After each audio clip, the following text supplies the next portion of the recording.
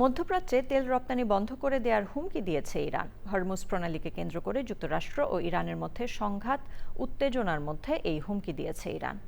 ইরানের পার্লামেন্টের speaker Mohammad বাঘের গালিবাফ জানিয়েছেন, ইরান যদি তেল বিক্রি করতে না পারে তাহলে এই অঞ্চলে অন্য কেউ তা বিক্রি করতে পারবে না। মুশরাত শৈলী জানাচ্ছেন বিস্তারিত। হরমুজ প্রণালীকে কেন্দ্র করে যুক্তরাষ্ট্র ও ইরানের মধ্যে উত্তেজনা আরও তীব্র হয়েছে। এমন পরিস্থিতিতে ইরান হুঁশিয়ারি দিয়ে বলেছে, আন্তর্জাতিক বাজারে তেল রপ্তানি করতে না পারলে মধ্যপ্রাচ্যের অন্য কোনো দেশকেও তেল রপ্তানি করতে দেওয়া হবে না। বৃহস্পতিবার ২৩ জুলাই আন্তর্জাতিক সংবাদ মাধ্যম এনডিটিভির প্রতিবেদনে এই তথ্য জানানো হয়। বুধবার সামাজিক যোগাযোগ মাধ্যম এক্সে দেওয়া এক পোস্টে ইরানের পার্লামেন্টের স্পিকার মোহাম্মদ বাঘের গালিবাফ বলেন, সংঘাত এখন সব অথবা কিছুই না পর্যায়ে পৌঁছেছে। আমরা যদি তেল বিক্রি করতে না পারি তাহলে এই অঞ্চলে অন্য কেউ তেল বিক্রি করতে পারবে না। আমাদের নিরাপত্তা নিশ্চিত না হলে কোনো অবকাঠামো নিরাপদ থাকবে না। হরমুজ প্রণালীর নিরাপত্তা এই অঞ্চলে মার্কিন সামরিক বাহিনীর অনুপস্থিতির উপর নির্ভর করছে। তিনি আরও বলেন, হরমুজ প্রণালীর পরিস্থিতি আর যুদ্ধপূর্ব অবস্থায় ফিরে যাবে না।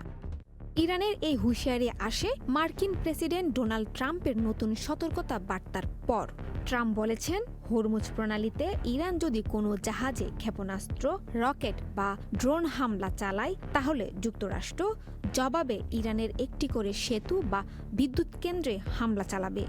নিজের সামাজিক যোগাযোগ মাধ্যম ট্রুথ সোশ্যালে ট্রাম্প লিখেছেন, ইরানের প্রতিটি হামলার জবাবে দেশটির গুরুত্বপূর্ণ অবকাঠামো লক্ষ্য করে পাল্টা আঘাত হানা হবে।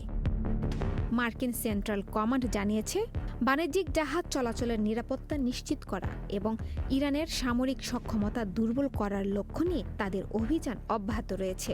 ইরানের রাষ্ট্রীয় গণমাধ্যম দাবি করেছে, দেশটির পশ্চিম অঞ্চলের আহওয়াজ, রামশির ও আন্দিমেস এলাকায় মার্কিন ক্ষেপণাস্ত্র হামলা হয়েছে। একই সময়ে কুয়েতের প্রতিরক্ষা বাহিনী জানিয়েছে, তারা ইরান থেকে আসা বলে দাবি করা ড্রোন প্রতিহত করছে। এছাড়া বিভিন্ন আন্তর্জাতিক প্রতিবেদনে বলা হয়েছে, মার্কিন হামলার জবাবে ইরান উপসাগরীয় কয়েকটি দেশের জ্বালানি অবকাঠামো ও পানি শোধনাগার লক্ষ্য করে পাল্টা হামলা শুরু করেছে। মুসরাত শৈলী, চ্যানেল আই।